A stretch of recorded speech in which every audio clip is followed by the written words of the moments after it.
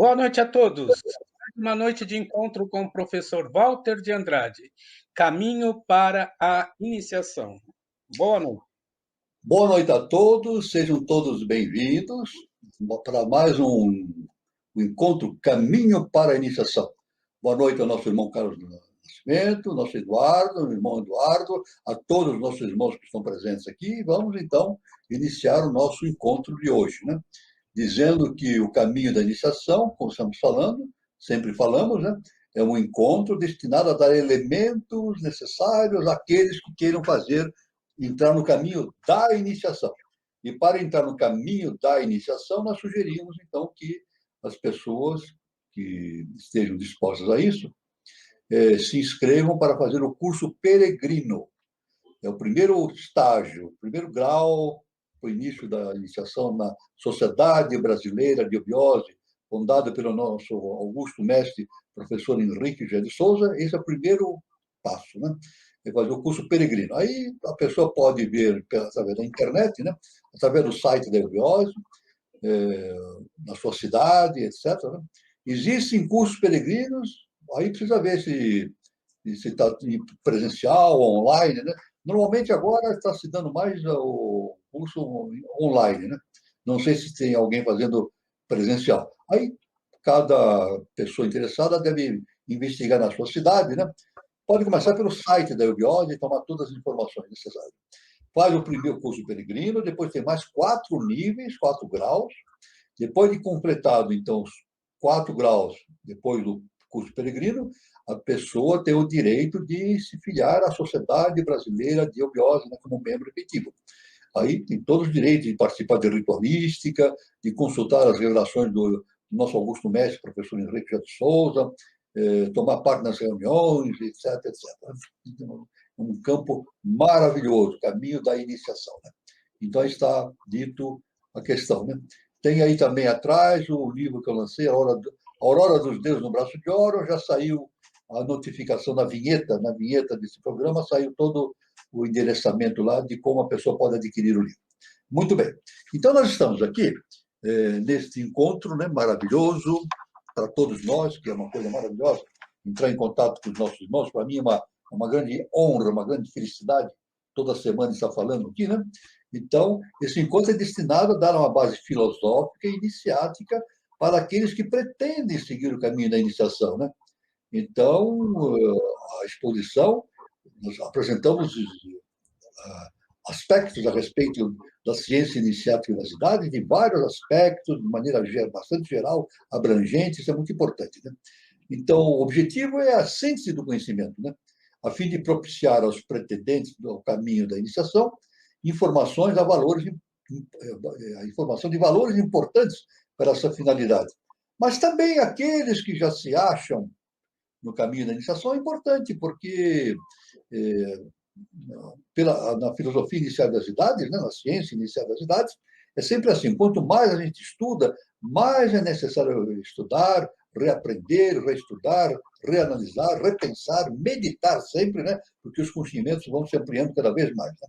E outra finalidade do encontro também, muito grande, é propiciar uma reflexão a respeito do momento evolutivo que a humanidade está vivenciando no início desse século XXI, né? E o início da Era de Aquários, justamente o nosso caminho para o surgimento de uma nova civilização, que, conforme o nosso augusto mestre, professor Henrique de Souza, terá como berço o Brasil. Então, o Brasil é o berço da nova civilização. Então, isso aí é muito importante para a nossa reflexão inicial, né? Então, nós vamos aqui seguinte. Eu quero, de início, houve uma pergunta aqui no nosso encontro passado, do nosso irmão Guilherme Vazelli Neto, né? Ele fez a seguinte pergunta, né? Qual o significado da estátua feminina em frente do Supremo Tribunal Federal? Então, nós vamos responder isso aqui recorrendo a fontes da mitologia, né? Então, na verdade, aquela imagem, né, ou todas as imagens que significa a justiça, é Temis, a deusa da justiça. Temis, uma deusa grega, deusa da justiça. A deusa da justiça tem sua origem na mitologia grega. ela é descrita como o bom conselho e é a personificação da ordem, da lei e protetora dos oprimidos. Costumava se sentar ao lado do trono de Zeus para aconselhá-lo. Era filha de Urano, deus do céu, e de Gaia, deusa da terra. Portanto, é filha do espírito da matéria, um titã, uma titã. É considerada a deusa da justiça. Era representada como uma divindade de olhar austero. Não tinha os olhos vendados inicialmente, mas sempre esteve junto da balança, que simboliza o equilíbrio e a espada. Né? No século XVI, olha só que interessante, no século XVI, os alemães colocaram uma venda em Temis para indicar a imparcialidade, a ausência de preconceitos, né? Que a justiça tem que ter nas suas determinações. Né? A espada significa força, poder, né? Ou melhor, a possibilidade que a justiça tem de se valer da força para que a lei seja respeitada. E a balança que Temis tem na mão esquerda significa o justo, o equilíbrio, a medida. Né? Os pratos iguais da balança de Temis indicam que não há diferenças entre os homens quando se trata de julgar os erros e acertos. Né? Ela carrega as tábuas da lei, que desempenham o papel de ordem, união, vida e princípios para a sociedade e para o indivíduo. E de uma balança que equilibra o mundo segundo leis universais entre o caos e a ordem. Né? A venda nos olhos também é outro elemento fundamental, pois a venda leva a entender que a justiça é imparcial, ou seja, que ela não olha para quem dá a sua decisão, mas baseia-se no fiel da balança. Naquela escultura que tem em frente ao Supremo Tribunal Federal, ela é simplificada, ela não tem a balança, né? É uma deusa com os olhos vendados e ao colo ela tem uma espada, né? Então isso aí, mas aí teve um escultor que fez, somente o escultor poderia dar uma explicação por que ele preferiu não colocar a balança junto, né? Mas talvez ele quisesse dar uma ideia sintética, né? De Temis. Né? Mas o importante, fazendo uma ligação agora, já que a gente está tocando nesse assunto que o nosso irmão Guazelli levantou, nós temos, então, que todo o sistema, nós temos democrático, nós temos, então, o legislativo, né? O judiciário e o executivo. Né? Na sinarquia, já vou falar da lei, sim, já vamos aproveitar para dar um toque na questão da lei. Né? Em todo sistema democrático, né, nós temos que o legislativo é aquele que faz as leis, não é isso? Então, o legislativo é aquele poder que faz as leis. As leis são aprovadas, aí surgem todos os códigos, etc, etc. Muito bem. Então, na sinarquia, nós temos o seguinte: nós vamos ter um encontro especificamente sobre sinarquia, talvez não um só, mas vários encontros, porque o assunto é muito extenso, mas eu só quero deixar isso bem claro. Né?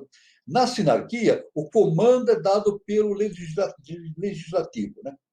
O judiciário é o segundo trono. Então, o legislativo é o primeiro trono da sinarquia. O segundo trono, justamente, é o judiciário, é o mundo das leis. E o terceiro trono é o executivo. Isso é o executivo, né? O mundo dos efeitos. Agora, veja bem, vamos fazer uma relação entre a lei, a questão da lei. Né?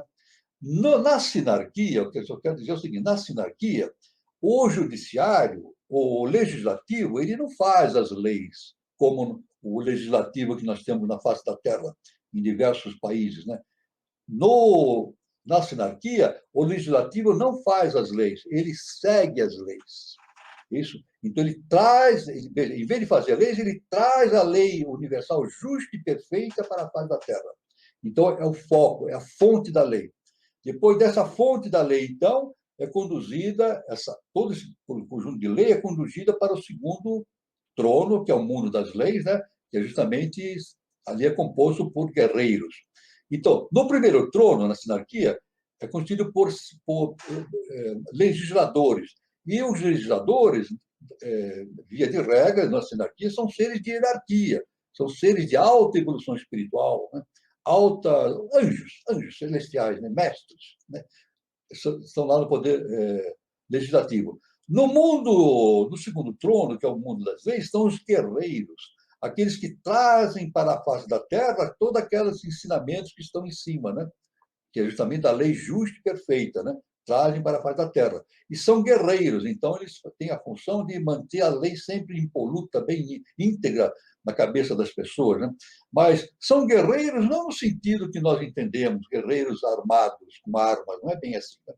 Tanto que o nosso mestre, ele diz que a Agartha existem guerreiros, existem as forças, ele chama até dessas forças que existem em Agartha, de as forças desarmadas de Agartha.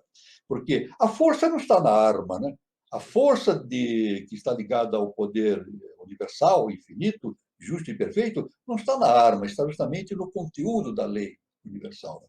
E no segundo e terceiro trono está o mundo do executivo, está todo o mundo onde se executam as coisas. Nós podemos perceber que nessa visão sinárquica que nós estamos agora levando, essa ideia geral da justiça, etc., o que nós temos? O legislativo justamente é o templo. O templo. O segundo trono, que é o mundo das leis, é justamente a escola. E o terceiro trono, que é o executivo, é o teatro. Então, nós vemos que nessa sinarquia nós temos definido justamente o templo, né? O templo, a escola e o teatro, a tríplice iniciação eubiótica refletida nesse panorama geral da sinarquia. Né? Dando apenas um preâmbulo desse assunto extraordinário de sinarquia, que é muito vasto e nós vamos ter oportunidade de entrar nisso com mais detalhes. Né? Agora, uma outra coisa muito importante é dizer uma coisa muito importante também na questão da sinarquia, que a humanidade vai viver futuramente, isso é inevitável, e o nosso mestre nos aponta já o ano 3005 como um grande acontecimento na história da humanidade, onde essas ideias sinárquicas vão começar a acontecer, é isso? E a sinarquia não é um sistema político, né? Não é um sistema político, é um sistema de organização espiritual. Nós podemos chamar, se a gente quiser dar um nome assim mais objetivo, é uma teocracia. Podemos chamar, o máximo que podemos dizer é uma teocracia, né? É um governo de Deus, né? E agora, também tem o seguinte, que essas leis trazidas justamente no primeiro trono, trazida pelo primeiro trono, essas leis são trazidas para a face da terra através do mundo das leis, trazidas para a face da terra. Mas quando a sinarquia estiver acontecendo, só para finalizar esse introito que nós estamos dando, quando nós estivermos vivendo uma sinarquia, na verdade, poucas leis estarão escritas em papel. Hoje a gente precisa ter muitas leis, né? Muitos itens e mais itens para definir aquilo, definir para não ter dúvida. Né? No futuro, não vai ter muita lei escrita. Por quê? As leis vão estar dentro de cada um de nós. As leis vão estar dentro de cada um de nós. E lá no legislativo, no mundo legislativo dos anjos, né? Da sinarquia, a maior lei, são duas leis maiores que regem a sinarquia, o amor e o perdão. Pronto.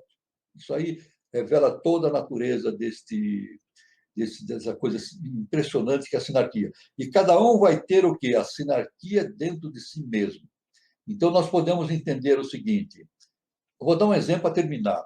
Suponhamos uma sociedade constituída por seres da altura de Jesus o Cristo, ou de Henrique José de Souza, ou de Siddhartha Gautama, ou de Mahatma Gandhi. Precisa de leis escritas? Não precisa de leis. Cada um sabe exatamente o que tem que fazer. A lei está dentro dele.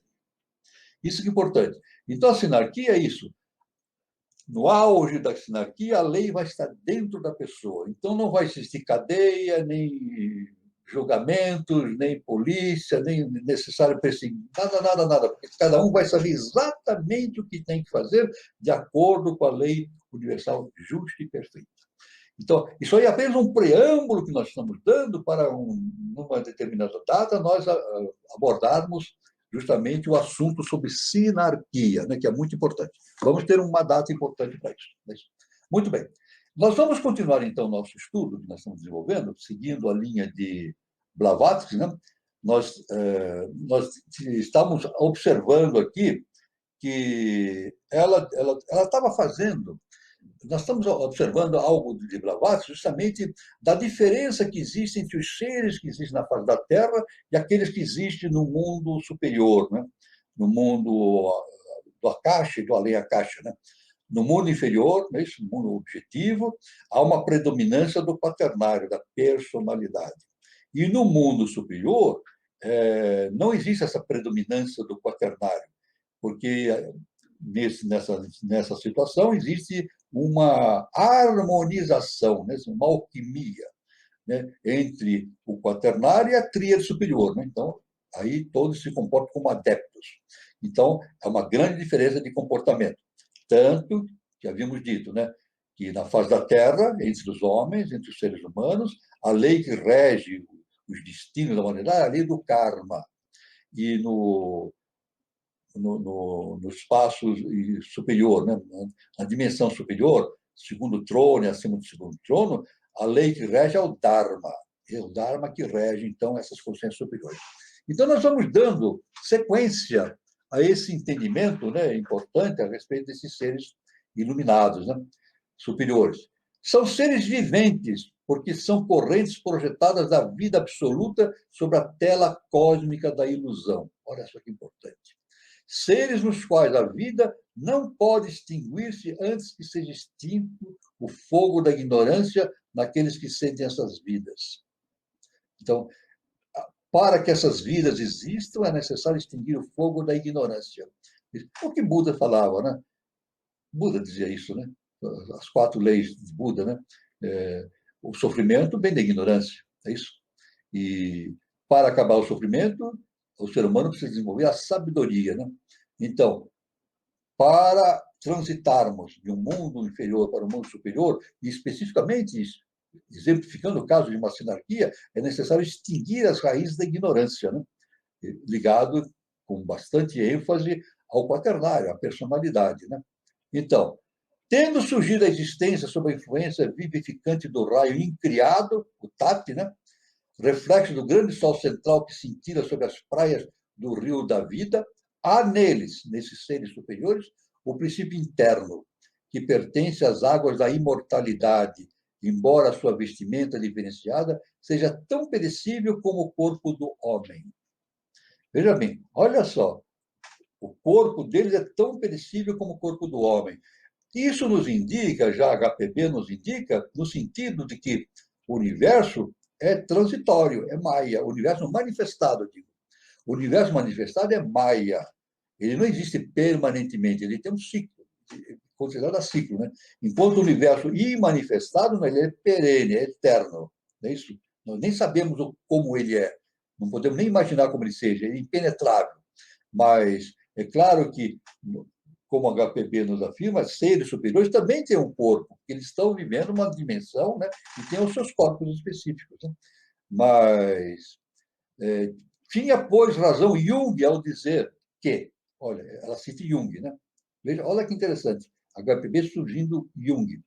Os anjos são homens de uma ordem superior e nada mais. Olha só que interessante. Os anjos são homens de uma ordem superior e nada mais, segundo Jung. Não são anjos, ministros nem protetores, nem são tampouco arautos do Altíssimo, e muito menos mensageiros da ira de Deus, criados pela imaginação do homem. Pedir a proteção deles é tão insensato quanto supor que se possa captar-lhes a simpatia mediante qualquer espécie de propiciação ou de qualquer oferenda. Pois eles, do mesmo modo que os homens, são criaturas sujeitas à imutável lei kármica e cósmica. Ou seja, tudo está sujeito à lei. Isso aí é impensável que exista algo que não esteja sujeito à lei. A razão é óbvia. Não possuindo nenhum elemento da personalidade em sua essência, olha só, não possuindo nenhum elemento de personalidade humana, né, em sua essência, não pode ter nenhuma das qualidades pessoais que os homens atribuem nas religiões esotéricas ao seu Deus antropomórfico. Que é um Deus antropomórfico? Aquele Deus que é feito à semelhança de Deus, à semelhança do homem, diz, né? O Deus antropomórfico é aquele Deus feito à semelhança do homem, né? Um Deus ciumento e exclusivista que se regozija e se enraivece e que se compraz com os sacrifícios e que é mais despótico em sua vaidade do que qualquer homem estulto e finito. Isso a HPB nos traz com bastante... É claro que a HPB fala, muitas vezes as pessoas ligadas à religião podem pode encarar isso como um ataque à religião, à Bíblia. Não, mas ela apenas está falando, ela faz comparações a respeito de níveis de entendimento, de consciência. Né? Então, ela se refere a esse Deus antropomórfico da Bíblia. Não é isso? Então, aquele Deus antropomórfico da Bíblia é um rei, um Deus que tinha raiva, ódio, isso castigava, e todos tinham que ter medo dele. Né? Quer dizer, é um Deus feito à semelhança do homem, porque não havia outra maneira de ser. Não é isso? Porque era um Deus feito à imagem, de acordo com a tônica do ciclo. Não é isso? Naquele tempo, antes, no tempo do Antigo Testamento, dificilmente os seres entenderiam Deus, aquele Deus que Jesus mostrou. Pois nem no tempo de Jesus eles entenderam, nem no tempo de Jesus, no ano zero em diante, né, eles entenderam aquele Deus do amor, da justiça, né, do perdão, da bondade, eles não entenderam. Eles só entendiam aquele Deus raivoso de antigamente. Né? Tanto que a HPB falou nos seus livros, né, que o Deus bíblico é uma total impossibilidade lógica. Ela não está atacando a Bíblia, ela está apenas mostrando um fato interessante no entendimento de como o homem pode ver a divindade diante do viés da sua personalidade. Veja, diante do viés da sua personalidade. Isso é muito importante observar isso. Que grandiosidade que tem esse ensinamento de HPB, a profundidade que tem. Né? E é tão profundo que ela não foi entendida. Né? E isso é uma regra geral, né? Regra básica. Geralmente, os grandes mestres não são entendidos no momento da sua pregação. Isso. E até são perseguidos, como Jesus foi. Né? O nosso mestre também teve muitos problemas, e outros tantos. Né? O homem, sendo um composto das essências de todas aquelas hierarquias celestes, pode, como tal, alcançar um grau superior, em certo sentido, ao de qualquer uma das hierarquias ou classes ou de suas combinações respectivas. Aí está. Ao homem, ao ser humano, é dada a possibilidade de alcançar esses altos estágios de evolução consciencial relativamente a esses seres de hierarquia, né? do além a caixa. Né? Está escrito: o homem não pode nem propiciar nem comandar os devas. Isso. Mas, paralisando sua personalidade inferior e chegando a seu pleno conhecimento da não separatividade entre seu eu superior e o ser absoluto, pode o homem, até mesmo durante a vida, tornar-se como um de nós. Olha só, ela diz, né? Dizia-se, o homem não pode nem comandar os devas, os elementais, vamos chamar os elementais. Mas ela diz que sim. Se ele superar a sua personalidade, ele pode comandar os devas, sim, os espíritos da natureza. Né? Então, o nosso mestre, até sempre, nas suas revelações, ele sempre nos ensinava, né? Que quando o ser humano domina a si mesmo, ele domina as leis da natureza. As leis da natureza tornam-se dóceis a ele. E por isso que Jesus acalmava as tempestades, né? Acalmava os elementais.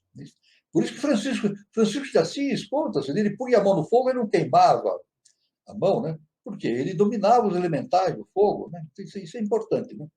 Então, então, através da HPB, qualquer ser humano pode atingir essa excelsitude, essa grandeza dos seres superiores do além à caixa. De modo que, alimentando-se com o fruto do conhecimento, que dissipa a ignorância, o homem se converte em um dos Elohim ou Dianes. E uma vez no plano destes, o espírito de solidariedade e de perfeita harmonia, que reina em todas as hierarquias, deve estender-se a ele e protegê-lo em todos os sentidos. Olha só que interessante, né? Então ela fala, então, já no início dessa nossa abordagem, né, que essa relação com Deus não é uma troca, né? Não é uma troca, né? A religião sempre diz, né? Oferece a Deus as coisas que ele te retribui. Isso não é válido, não é válido. Isso não é válido. Olha, na verdade, Deus não nos dá nada. Nós que temos que conseguir. É isso. Deus mostra a lei. Deus é a lei. E, através dessa lei, nós temos que nos transformarmos internamente e conseguir as coisas por nossas próprias forças. Assim, a nossa força de dominar a natureza está no sentido de dominar a nós mesmos. Olha só que importante, né? A nossa força de deixar de sofrer está justamente na capacidade que nós temos de nos libertarmos da ignorância e conseguir a sabedoria, Buda. É isso? A nossa possibilidade de transportarmos, de suportarmos qualquer sofrimento ou entendermos qualquer coisa está na nossa capacidade do autoconhecimento. Tudo é assim. Veja bem, até a nossa capacidade de criar coisas depende da nossa capacidade de elevar o nosso padrão vibracional. Por quê? Nós não fazemos nada. Nós apenas somos veículos da consciência superior. Nós podemos veicular arquétipos para a face da Terra. Está tudo feito, tudo criado. Nós apenas somos veículos. Agora, o importante é o ser humano transformar-se a si mesmo através da iniciação para tornar-se um veículo cada vez melhor, para trazer para a face da Terra esses arquétipos. Né? Tanto que o nosso mestre é bastante claro quando ele diz, né? Trabalhar pela obra. Como? Trabalhar pela obra na face da Terra. Trabalhar pela obra na face da Terra. Trazer essa obra e materializar, objetivar na face da Terra. Esse é o nosso caminho, né? A objetivação de todo o processo de obra, né? Nós estamos no quarto sistema evolutivo e temos que objetivar o quinto sistema, o sexto objetivo, o sexto sistema evolutivo, né? E assim progressivamente. Mas, ao mesmo tempo que nós estamos objetivando esses planos, cada vez nos planos mais densos, nós estamos também nos sutilizando. Aí está. Aquilo que nós sempre demonstramos, que foi o ensinamento do nosso mestre, né? Desce vida e energia, sobe vida consciência. É sempre esse sentido, né? Então, veja bem que a HPB, nesse simples panorama que ela nos indica, né? Nesse trecho mínimo, né? E a obra é imensa, nos dá uma visão extraordinária dessa nossa potencialidade. Potencialidade. Então, a nossa relação com Deus não é uma troca, mas sim é um dever. Isso é uma luta pelo dever, pela nossa condição de executarmos essa lei universal na face da Terra e nos tornarmos dignos. Quando nos tornamos dignos dessa lei, então tudo brota, tudo jorra na nossa consciência de uma cascata de luz. Isso é muito importante, esse entendimento. Eu passo a palavra para o nosso irmão Carlos Nascimento para as suas considerações e para possíveis perguntas que hajam por essa parte que nós estamos abordando. Professor Walter, muito interessante essa abordagem com relação ao pensamento de Helena Blavatsky, né? E para a gente tentar entender a situação atual, a gente percebe que o homem ainda está preso naquele instinto animal, né, professor, de sobrevivência, Exato. né? Então, e eu acho que tudo isso é um caminhar mesmo evolutivo, né? E com relação ao seu início, né, falando de sinarquia, se o homem não tem a capacidade de perceber ainda quem ele é, né, fica muito difícil, né, se trabalhar algo que ainda vai prosperar no futuro, né, que é a tal sinarquia, né? Esse é o desenvolvimento do homem no presente momento, né?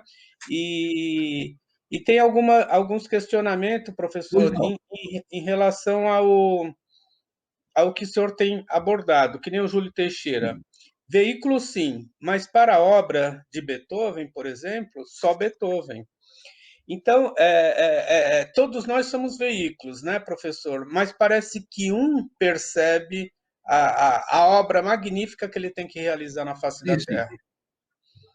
O nosso irmão Júlio, veículo, sim. Mas para a obra de Beethoven, por exemplo, só Beethoven. Só Beethoven. Vamos responder assim. Só Beethoven. Veja bem, só Beethoven, exatamente. Eu diria o seguinte, eu vou completar o nosso querido irmão Júlio, o seguinte, só a consciência de Beethoven. Eu não vou nem falar do Beethoven como personalidade. Eu vou falar com Beethoven como um ser na sua expressão superior, da tríade. Só Beethoven como a sua tríade superior. Então, só Beethoven como tríade superior poderia trazer dos arquétipos superiores, dos arquétipos, aquelas obras maravilhosas. E, aliás, ele mesmo dizia, né? Ele dizia, não sou eu quem faz essas músicas, eu ouço de Deus, eu ouço isso de Deus, ele falava isso, né? Então, ele mesmo admitia que ele era um veículo, né? Agora, é claro que ele foi preparado para isso, né? Preparado como? Através das diversas reencarnações, era um gênio, né? Um gênio da humanidade, através das diversas reencarnações, etc., etc., né? Através das suas provações, inclusive, né? Para realizar esse trabalho maravilhoso, essa obra maravilhosa, né? E claro que, mais um detalhe, né? Essa obra maravilhosa no século XIX, né? Está relacionada com a ação de Saint-Germain, né? A ação de Saint-Germain na face da Terra, né? Então, isso tudo já é... Saint-Germain, através das suas projeções, né? Vai projetando na mente das pessoas, realizando descobertas no campo da política, no campo da filosofia, da música, etc., né, da literatura, para jogar o mundo para o século XX e para o terceiro milênio. Né? Isso é muito importante. Então veículo, Beethoven, só Beethoven como veículo de Deus na face da Terra, no campo da música. Isso é verdade. E exatamente isso que eu estava pensando, professor. O Beethoven já vem para auxiliar a humanidade a desenvolver o estado mental, né? A obra dele já tem essa função, né? Já tem essa função, exatamente. São 9 sinfonias maravilhosas, né?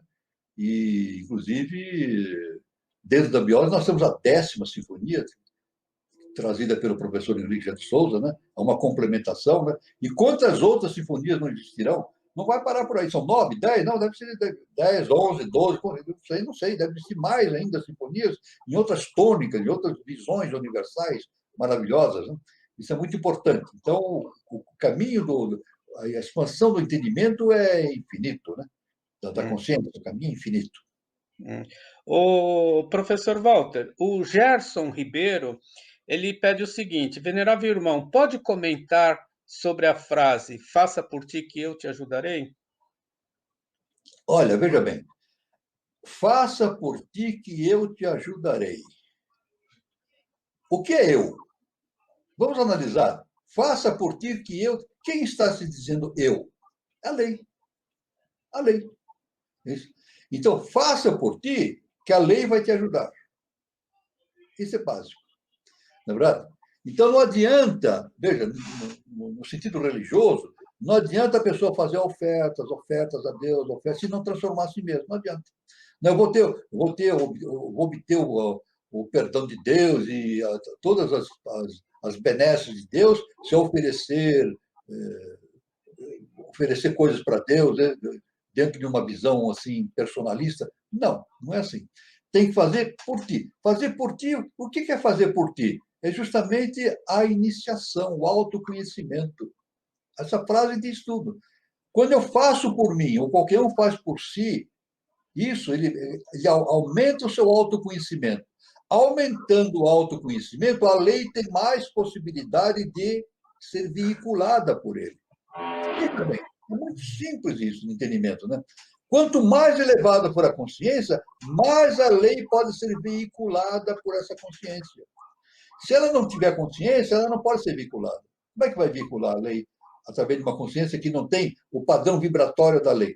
Então, à medida que o indivíduo aumenta o seu padrão vibratório em direção da lei, essa conexão vai se estabelecendo.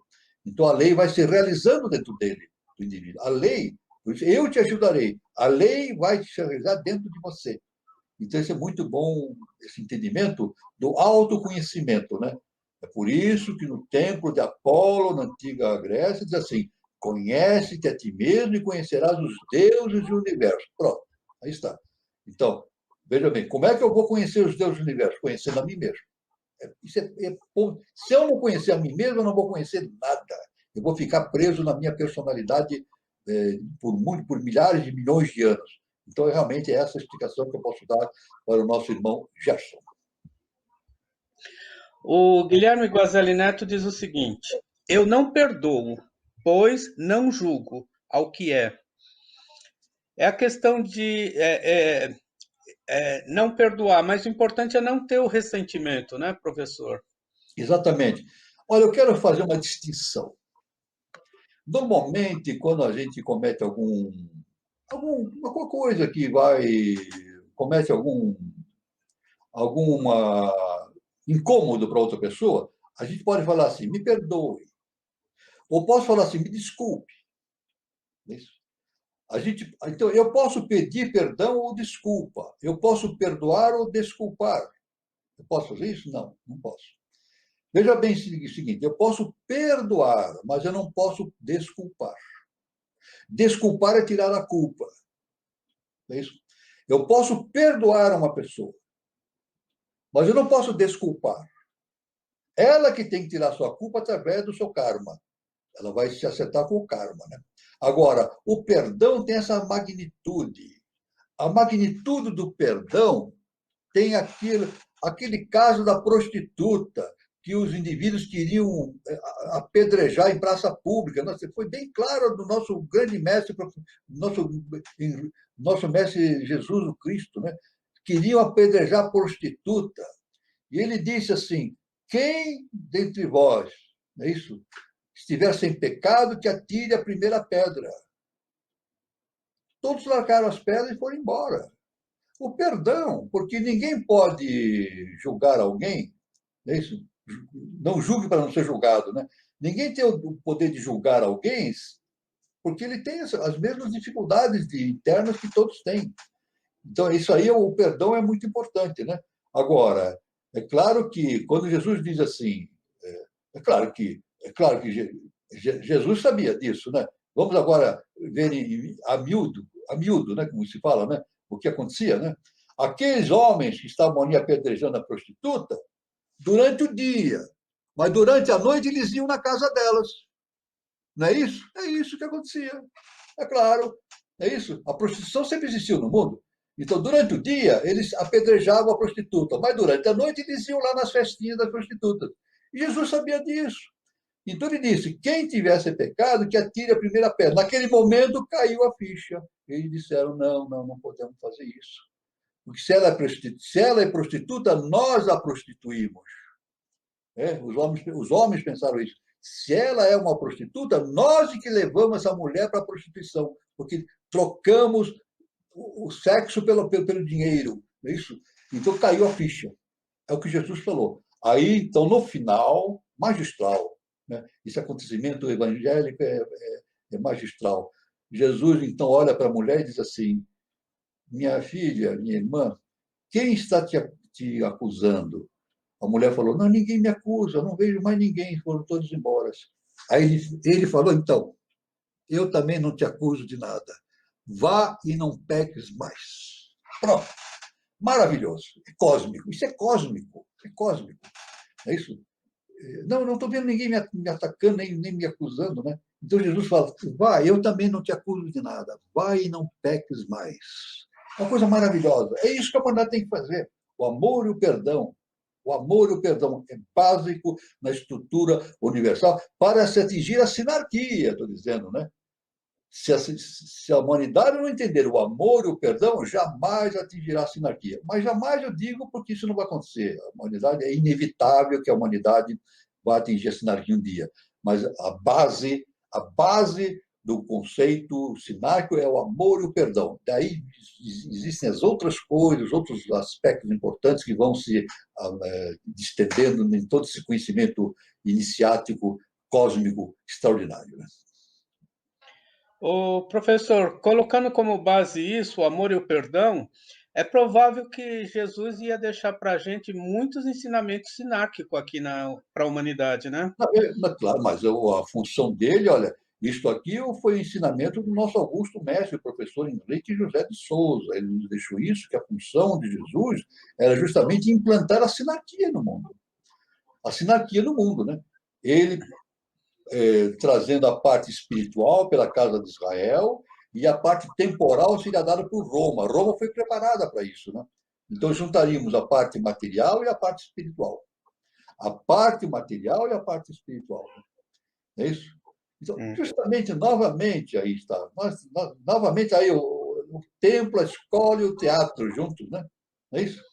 É verdade. Novamente, a tríade iniciática.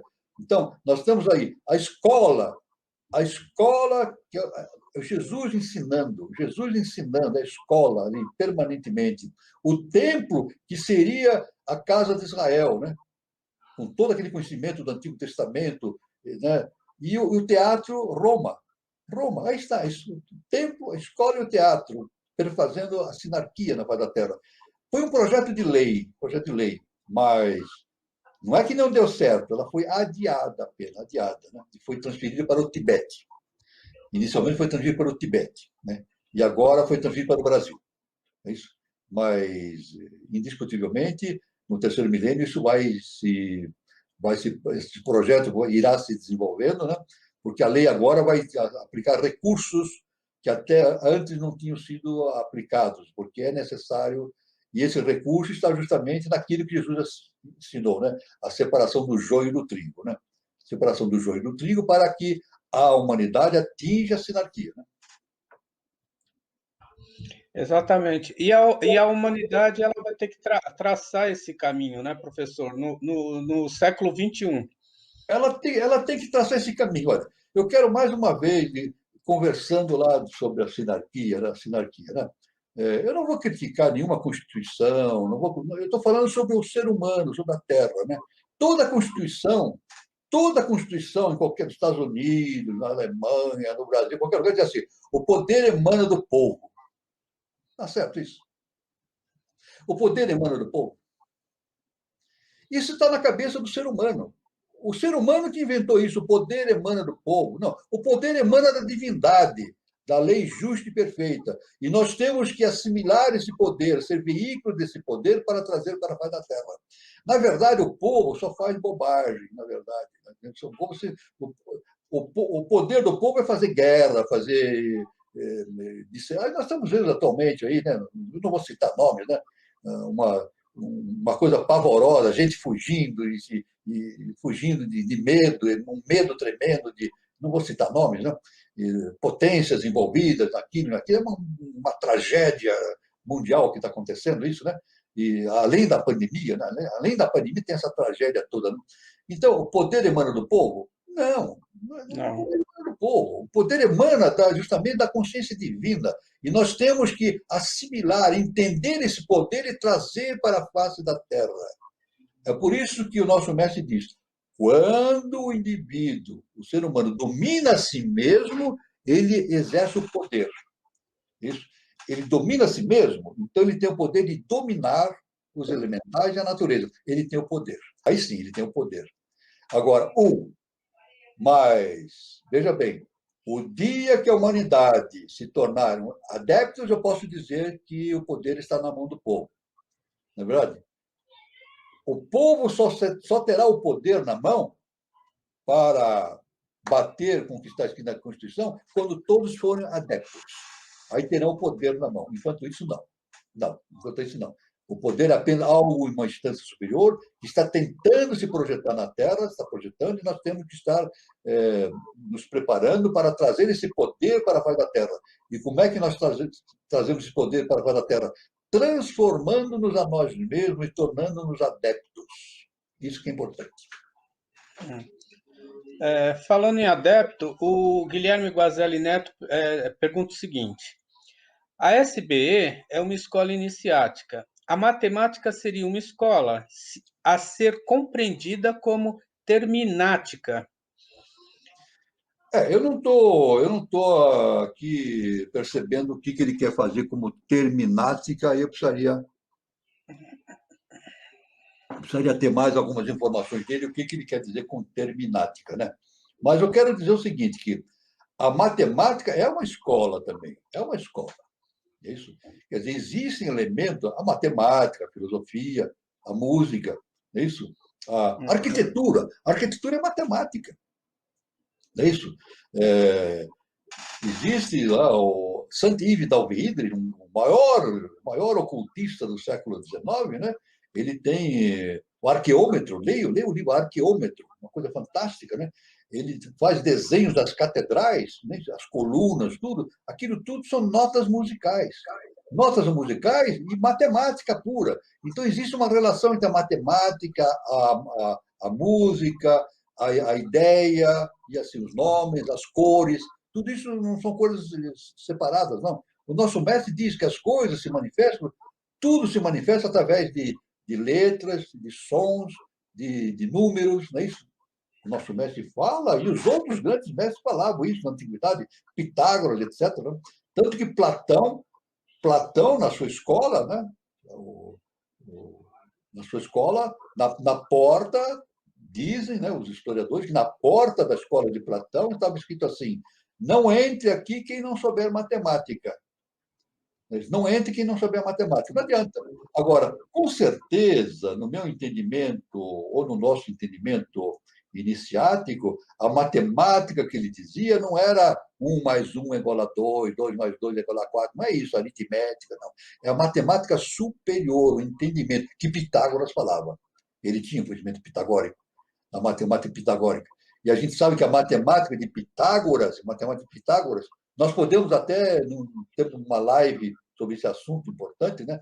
A matemática de Pitágoras demonstra a construção dos universos através da matemática, né? Constrói universos. O universo é construído através da matemática. Isso é muito importante. Então, agora, tem o seguinte: essa matemática que nós temos, estudamos, ela tem uma limitação também, né? Como tudo.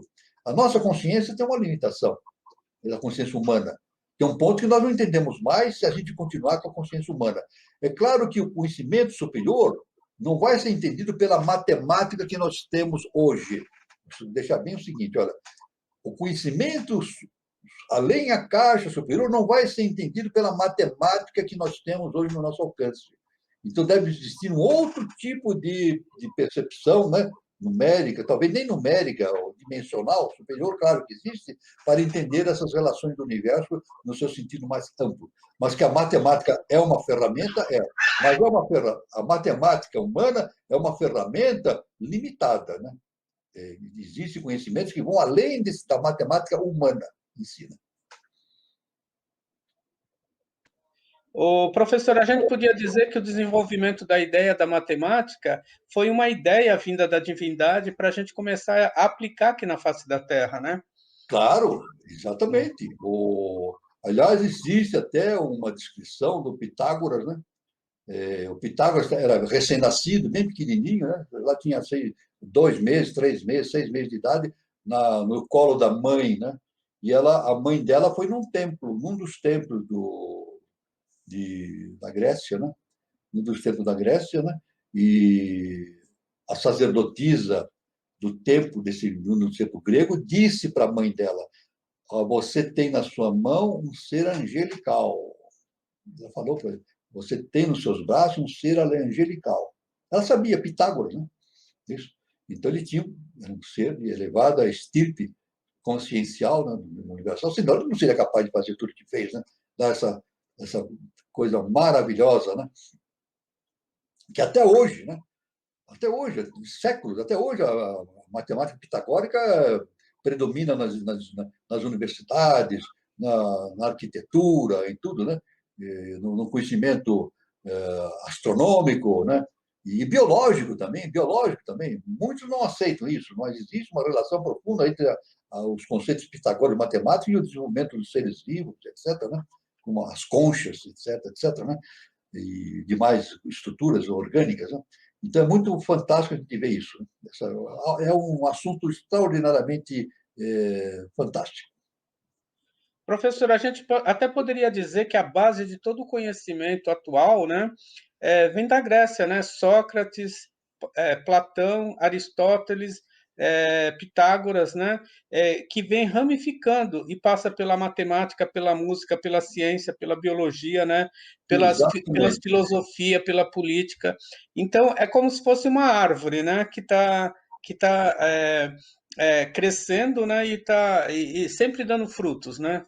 Para a humanidade. Na verdade, esse conhecimento ele não é humano, ele foi trazido para a face da Terra. Justamente esse conhecimento começou a descer na face da Terra na Lemúria, quando surgiu a humanidade. Porque um animal, né, um leão, um tigre, não pode fazer reflexão filosófica, né? Ele faz o seu trabalho no campo justamente do instinto, né? Do instinto. Ele não vai fazer reflexões filosóficas. Por quê? Porque ele não tem a tríade, esses animais ditos irracionais, eles não têm a tríade superior desenvolvida, né? Agora, na Lemúria, não.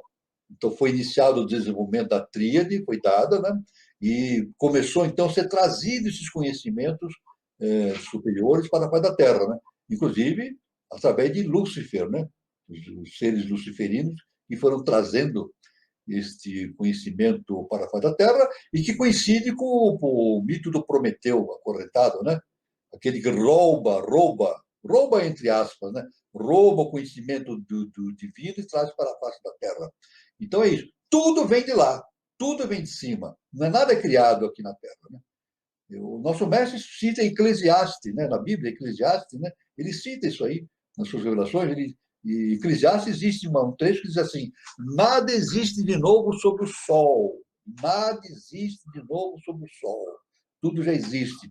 Então é claro que esse conhecimento foi trazido pelas consciências luciferinas no início para a raça lemuriana, depois raça atlântica, aquilo foi crescendo, crescendo, e continuamente isso foi sendo trazido, transladado, transmitido para o Egito, né? E também para a Índia, né? Depois, então, veio para o mundo ocidental, Grécia, Roma, e constitui o nosso conhecimento ocidental hoje, né?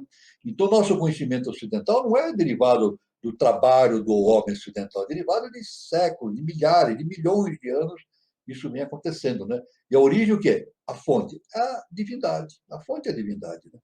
A fonte é a divindade. Então, essa força que o homem tem intelectual, não é a força dele, é a força da divindade, nele manifestada. Eu vou repetir. A força que o homem tem não é a força dele, é a força da divindade, né? Por isso que eu digo, né? Quando as constituições falam o poder emana do povo. Ainda não, ainda não. O poder vai emanar do povo quando o povo for uma raça de adeptos. Eu vou repetir. O poder vai emanar do povo quando o povo for uma raça de adeptos. E o nosso mestre diz: o ser humano um dia será uma raça de adeptos. Aí terá força. Força. Por quê? Não é a força dele, é a força da divindade projetada nele, projetada na face da Terra. Isso é importantíssimo esse entendimento, porque isso tira uma série de ideologias que vão engessando o pensamento humano. O ser humano é engessado por ideologias. E essas ideologias é verdadeiro camisa de força. Sabe a camisa de força? Ou um gesso, ele fica engessado ali, fica só pensando naquilo, fica repetindo somente aquilo. E não é verdade isso aí.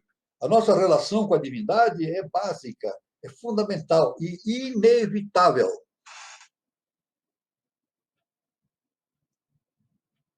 Ô, professor Walter, é interessante essa sua colocação, né? Porque aquilo que me fortalece é aquilo que vem do alto, né? Exato. Então, o que fortalece a gente não é aquilo que nós que tem dentro da gente, a gente vai ter que buscar, né? É o alimento espiritual, poderemos dizer assim, né, professor? Jesus falava isso: eu não faço as coisas por mim mesmo, é o Pai que faz por meu intermédio. Ele, se ele fosse um indivíduo, um ser humano, ele dizia assim: não, eu curo, eu faço, eu sei fazer as coisas. Né? Geralmente tem muita gente que fala isso, né? Não, eu sei fazer as coisas, eu sei curar, eu faço isso, não faz nada, não faz nada. Jesus dizia isso: eu não faço nada por mim mesmo, é o Pai que faz por meu intermédio. E é tudo assim, tudo assim. Nós somos projeções da divindade. Temos Deus em nós. Jesus falou: vós sois Deus, mas esse Deus está adormecido. E na medida que a gente for acordando esse Deus, a força vai se manifestando em nós.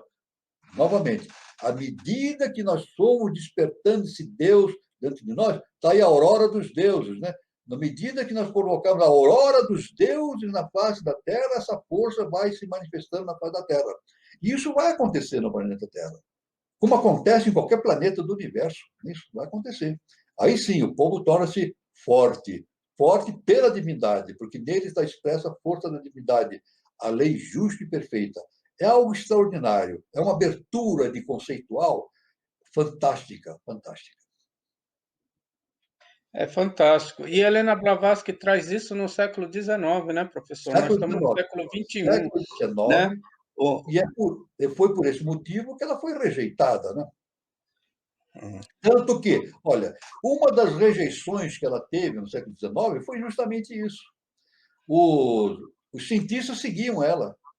De muitos cientistas que eram discípulos dela. Depois, os cientistas viraram-se contra ela, começaram a criticar. Por quê? Porque, em vez de eles evoluírem em direção da tríade, eles ficaram na ideologia, na personalidade. Então, muitos diziam assim, mas como é que ela pode escrever tanta coisa se ela não tem uma biblioteca à sua disposição? Eles falavam isso. Como é que ela podia escrever tanta coisa lá em Nova York, né? No seu apartamento em Nova York, né? Não tinha biblioteca, não tinha nada. Como é que ela podia fazer tudo aquilo? E dizer, então, muitos diziam, ela inventou, plagiava. Até hoje tem gente que fala isso. Eu já ouvi gente, filósofo, eu já ouvi gente que se intitula filósofo, dizendo, ainda hoje, século XXI, ainda tem gente dizendo que a HPP é uma plagiadora, uma enganadora, etc. Esse aí vive no quaternário. Ele vive preso no quaternário. E vai levar muitos séculos para se libertar desse quaternário. Infelizmente, vai levar muitos séculos para se libertar desse quaternário. Fazer essa transformação interna.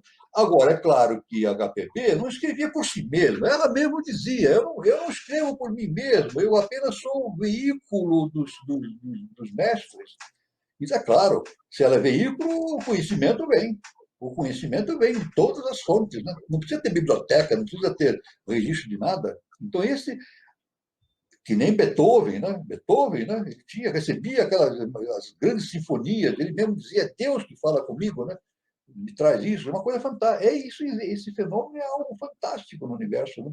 Justamente quando o indivíduo torna-se veículo da consciência superior. Né? Tem um comentário aqui do Francisco Gomes da Silva. A quem mais é dado, mais é cobrado. Logo, todo conhecimento deve ser passado para a humanidade. Será que a humanidade tem medo dessa cobrança, professor? É isso? Não, agora, veja bem, exatamente. O nosso mestre, nosso divino mestre Jesus o Cristo, no Evangelho, ele fala, né? A quem muito foi dado, muito será pedido, né? Isso é verdade. Então, se o indivíduo sabe muito, ele vai responder mais. E veja, a lei universal tem uma sabedoria extraordinária. A lei universal age muito mais drasticamente sobre os ilustrados, aqueles que têm o conhecimento, e age mais brandamente sobre os ignorantes. Então, é assim. Então, então a gente pode dizer assim, todo ser é igual perante a justiça. Não é assim. Perante a justiça divina, os seres são diferenciados. Perante a justiça, nós não somos iguais perante a justiça. Perante a justiça divina, nós somos diferenciados. Ou seja, quanto mais ignorante, a lei é mais branda. Quanto mais conhecedor, é mais dura. É por isso que Jesus falou, a quem muito foi dado, muito será pedido. E até ele diz o seguinte, né? Olha, vendo no sentido inverso, né? Ele diz assim, e quem muito pouco tem, até isso lhe será tirado. Ele fala isso também. É isso? E quem muito pouco tem, até isso lhe será tirado. É isso? Isso tem uma série de reflexões que nós podemos refletir, não é isso? Inclusive nos levando à questão do nascimento dos camarupas, né? Os camarupas, isso aí é uma história que nós já comentamos a esse respeito e podemos voltar novamente a esse assunto. Né? Então, é a lei universal. Por isso que o nosso mestre enfatiza sempre, a lei universal é justa e perfeita. Mas ele diz também sobre a queda, né? Existe queda. Sabemos, as quedas existem. Mas não é só queda no plano humano. O nosso mestre afirmava, existe queda em cima, no meio e embaixo. Ou seja, existe queda no primeiro trono, no segundo trono e no terceiro trono. Isso é inevitável. Inevitável justamente no universo. Né? Então, a gente vê a perfeição que é justamente o universo nas suas leis cósmicas, uma coisa fantástica. E o processo da iniciação nos abre esse caminho de entendimento.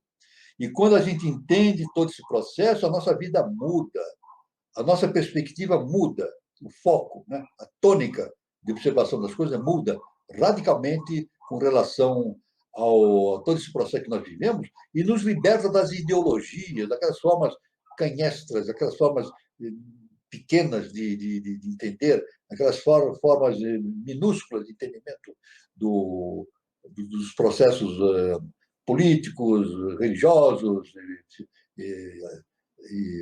etc. Né? Então, isso o conhecimento superior nos liberta de todas as limitações humanas e nos leva a um plano universal maravilhoso. A Alice OP, ela coloca o seguinte, diz o mestre, que um dia a ideia será permanente no homem. Exatamente, exatamente. Existe até algo que se conta dentro da eubiose, né? Que isso não está escrito, é uma coisa que vem se contando assim, algo que aconteceu com um discípulo e o nosso mestre, né? O mestre, um discípulo chegou uma vez, isso não é escrito, são conversas que vão se reproduzir no hebreu. Talvez esteja escrito em algum lugar, mas não me foi dito com clareza onde estava. Mas o sentido é perfeito, né? O que aconteceu é perfeito. Um dia, um discípulo chegou para o mestre e falou assim: Mestre, eu tive uma ideia. Então o mestre disse assim para ele: Então faça, realize essa ideia. É isso? Então o mestre disse assim: Não venha me contar a ideia. Se a ideia veio em você, é você que tem que fazer, não eu. Verdade? Então eu tive uma ideia. Então realmente a ideia será permanente no homem. A ideia será permanente no homem. É isso? Tanto que eu digo, no sistema sinárquico, ou antes da sinarquia, nós teremos uma evolução muito grande no sistema participativo, humano, político. Né? Já vou aproveitar para falar disso. Hoje, no mundo inteiro, os eleitores votam em pessoas. Eu vou votar no indivíduo A, B, C, D. No futuro, não. O voto vai ser em ideias. Não numa pessoa. Nós vamos votar na ideia daquela pessoa. Então, se a pessoa for eleita, ela vai pôr aquela ideia em prática. Não é ela que vai fazer. Né? Então, isso elimina muito no processo político essa questão do marqueteiro, né? Que pega um indivíduo e pega um bandido e torna ele um santo. Né? Isso no mundo inteiro não acontece? Um bandido se candidata, vê um marqueteiro e transforma ele num santo. Conta uma história mirabolante, ele é maravilhoso, é fantástico, e todo mundo acredita e vota nele. No mundo inteiro é assim. Por quê? Porque o nosso processo político ainda é muito rudimentar. Ele é rudimentar. O nosso processo político ainda é muito rudimentar no mundo inteiro. Nós precisamos evoluir muito. E esperamos que agora, no terceiro milênio, a humanidade dê um avanço substancial nesse entendimento da política, da ordem cósmica, etc., e caminhe diretamente em direção da sinarquia, que o nosso mestre diz que, com certeza, deve ter o seu início, né? Com certeza o seu início, é claro, não vai ser o fim, mas o início da nossa sinarquia no ano 3005, que é justamente o motivo escolhido para esse canal, o nome do canal, né? Canal 3005. Professor, o Guilherme Guazelli fala o seguinte: os reinos anteriores estão sinárquicos. Como podemos aprender com eles para que consigamos fazer um saque contra o futuro, do ano de 3005 para agora? Olha, foi uma pergunta maravilhosa, maravilhosa do nosso irmão Guazelli, maravilhosa. Veja bem, o mundo mineral, o reino mineral, o vegetal e o animal, eles vivem numa sinarquia, em processo sinárquico, mas uma sinarquia inconsciente, inconsciente. Então, veja bem, olha só, se eu pego no reino vegetal, eu vou falar uma coisa tão simples, é tão simples, mas é a base da sinarquia. Olha, a bananeira dá o quê? Dá banana. O mamoeiro dá o quê? Dá mamão. A laranjeira o quê? Dá laranja. Veja, isso é básico. Cada pé dá o fruto característico da sua própria natureza. Não é verdade? Então, no reino humano deveria ser assim também. Cada um fazendo aquilo que é da sua própria natureza. Agora, o que nós temos hoje não é assim. Tem um indivíduo que não tem natureza para ser político e acaba sendo eleito político. Tem outro que não tem natureza para ser isso ou outra coisa e faz aquela função. Não é verdade? Então, cada ser humano deve realizar aquilo que a sua própria natureza indica. Isso é absolutamente sinárquico. Sinárquico. Sinárquico. Não é verdade? É sinárquico. Então, tem muita gente hoje no mundo inteiro que é chefe de igreja, né? dirigente de igreja e não tem capacidade para se orientar ninguém. Eu não estou falando especificamente de ninguém, no mundo inteiro, né? Tem muito dirigente de igrejas, de correntes, de devocionais, de religiões, que são dirigentes dessas religiões e não têm capacidade para ser dirigente nenhum, porque eles não apresentam as características específicas para isso. Estão fazendo a coisa errada. Então, a sinarquia, não. Cada coisa no seu lugar. A bananeira da banana, o limoeiro da limão, a laranjeira da laranja. Isso aí é muito importante, cada um dá. Por isso que na sinarquia existem os três estágios, os três níveis, né? O nível primeiro trono, segundo trono, terceiro trono. Cada um fazendo especificamente aquilo que lhe compete fazer, sem qualquer interferência. Então, é o processo de organização social e espiritual sinárquico é, se compõe disso. É claro que, veja bem, para um indivíduo ser um dirigente na sinarquia, ele tem que ter competência. Competência não, tem que ter característica para isso. Para ele ser um legislador, é isso? Para ele ser um indivíduo que esteja lá no alto, no topo, né, do legislativo, ele tem que ter uma característica específica para isso na sinarquia. Ele tem que ser o quê? Um mestre. Um mestre. Platão já dizia isso. Platão já dizia isso. Platão dizia: quem deve comandar uma sociedade? Os filósofos, os filósofos. É isso? Quem comanda? Platão dizia, República de Platão, quem comanda o Estado são os filósofos. Quem defende, primeiro trono, quem defende o Estado são os guerreiros, é o segundo trono. E quem produz as coisas materiais, justamente os artesãos e os artífices, né? E os donos também das propriedades. Então, o Platão definia exatamente essa hierarquia que nós podemos perceber numa sinarquia. Né? Então, cada um fazendo aquilo que é da sua própria natureza. Isso é muito importante. E se comprometendo a fazer algo superior à sua natureza, desde que se habilite para isso, né? Forme a sua estrutura espiritual compatível com aquilo que ele tem que realizar. Então, cada um de acordo com a sua natureza específica. Isso é sinarquia. Né? Então, é o mundo das ideias. Isso basicamente é o predomínio do mundo das ideias, como a nossa irmã estava falando, né? O mundo das ideias. Né? O professor Walter, o Cláudio Tavares, lá de Sydney, representação da eubiose Sydney na Austrália. Ele faz uma sequência de comentários e eu vou Sim, tentar colocar nesse sim. aqui. Com o conhecimento, temos todas as possibilidades para expressar a vontade divina, né? Expressar a vontade de Deus para a sublimação da alma. Viva a vitória em cima, no meio e embaixo. Então, por aí a gente pode extrair, professor, que nós somos aquele ser capaz de captar a ideia divina, a vontade divina, para a vitória de Deus na face da terra, né, professor? Exatamente. Nós temos, e cada um vai realizar o seu ato, o seu trabalho, de acordo com a sua capacitação cognitiva, a sua capacitação de conhecimento, né? Mas todos têm esse objetivo, né? Agora, é claro que um princípio básico disso é justamente fazer a evolução do seu conhecimento, do seu autoconhecimento, para se tornar cada vez mais capaz de realizar atos cada vez mais superiores na face da Terra, né? E aí precisa de capacitação. Isso tudo está baseado num princípio básico, vibração. O primeiro princípio de Hermes, tudo é vibração. Tudo é vibração. É claro que não é uma vibração só, são vários níveis de vibração. Não é isso? E uma outra lei universal, os semelhantes se atraem. Os semelhantes se atraem.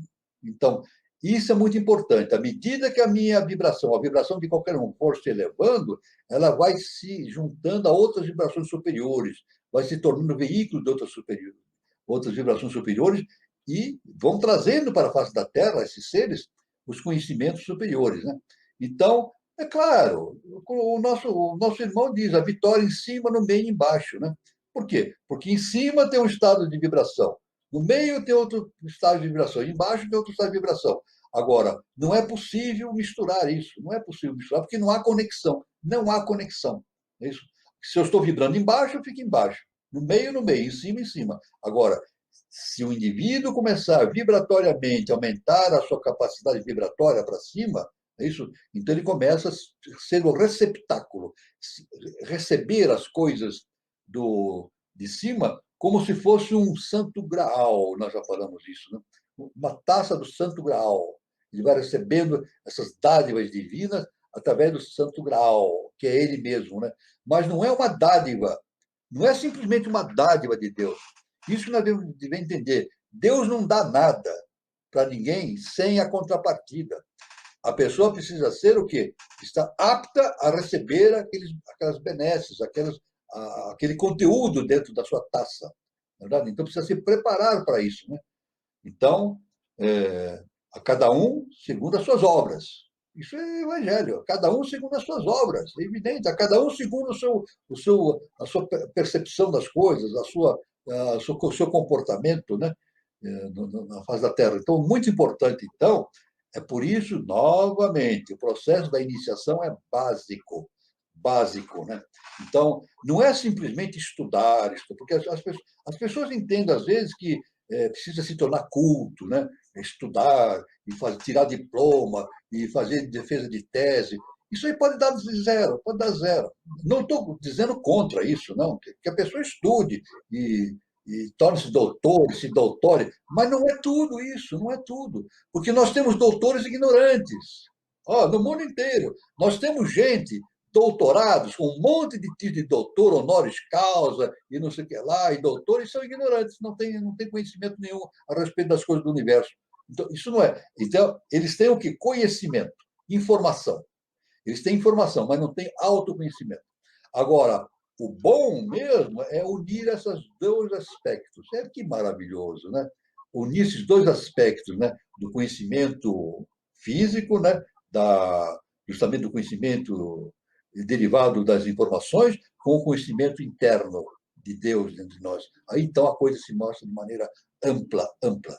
Isso é muito importante, esse entendimento para o mundo atual e para o processo que nós estamos fazendo agora no terceiro milênio, rumo a uma nova civilização. O professor Alice, ela coloca uma coisa interessante. Nos dias atuais, a educação ainda estimula a competição, o corporativismo, o individualismo. Impossível transformarmos um sujeito, uma família, uma sociedade, uma nação em sinarquia. Exatamente. Lá no meu livro eu abranjo esse ponto. Eu trabalhei muito na indústria, né? Eu trabalhei na indústria farmacêutica durante 28 anos, 33 anos, né? E todos viram isso na sua frente, né? Século XX, né? Falava-se assim: o indivíduo é muito brilhante, ele é muito brilhante. Que brilhante, como é brilhante esse indivíduo, né?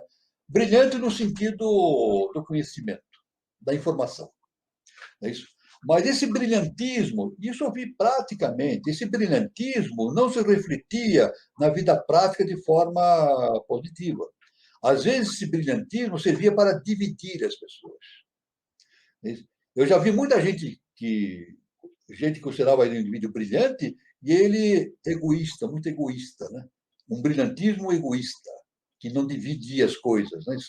Então, isso aí não é interessante. Agora, vamos entender? A questão não é ser brilhante, é ser iluminado. Olha a resposta. A questão toda não é ser brilhante. Ninguém brilha por si mesmo. Isso é ilusão, é maia. Ninguém brilha. Agora, iluminado, não. Jesus era brilhante? Jesus não era brilhante, era iluminado. Siddhartha Gautama era um indivíduo brilhante? Não, ele era iluminado. O professor Henrique Jesus era um indivíduo brilhante? Não, ele é um ser iluminado. Eles traziam a luz de Deus para a face da terra. Então, nós temos que fazer esse caminho. Não trabalhar para sermos brilhantes. Nós não temos brilho próprio se nós não estivermos conectados com a fonte nossa divina, nossa casa celestial. Então, o importante é ser iluminado.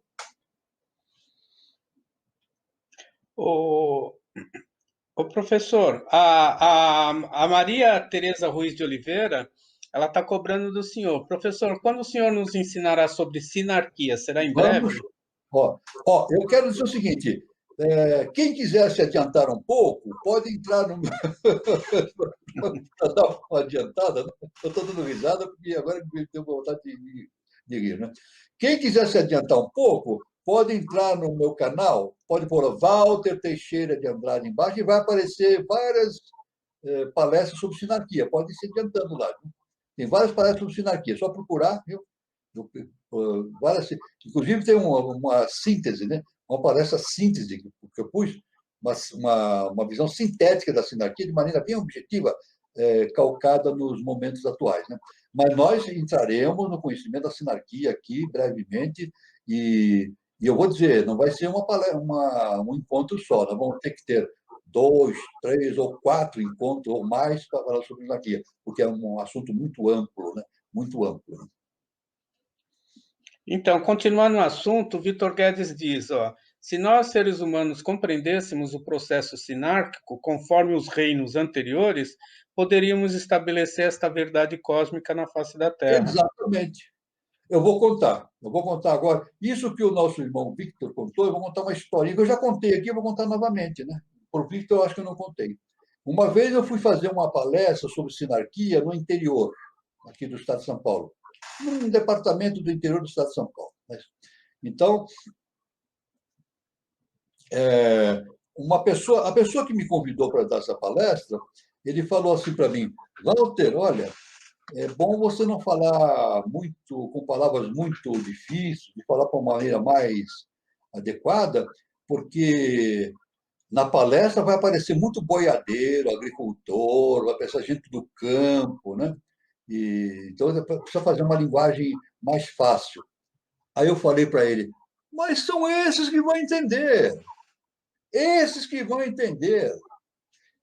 Se eu der palestra de sinarquia para um boiadeiro, para um agricultor, para um sujeito que vive no campo, ele vai entender sinarquia muito mais fácil do que um indivíduo letrado. Se eu fizer uma palestra sobre sinarquia para doutor da USP, eles não vão entender, não vão entender.